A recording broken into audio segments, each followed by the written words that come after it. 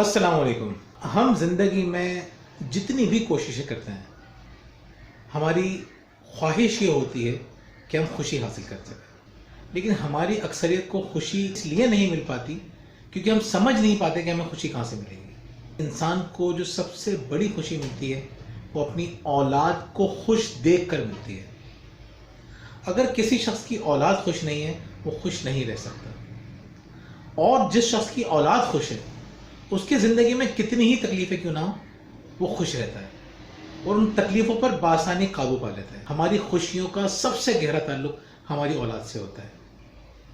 अगर हम चाहते हैं कि हम खुश रहें तो हमें सीखना पड़ेगा कि औलाद की तरबियत कैसे करनी है।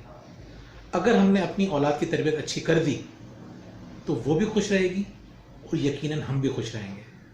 और अगर हमने अपनी औलाद की तरबियत सही नहीं की, ना तो हम खुश रहेंगे ना वो खुश रहेंगे।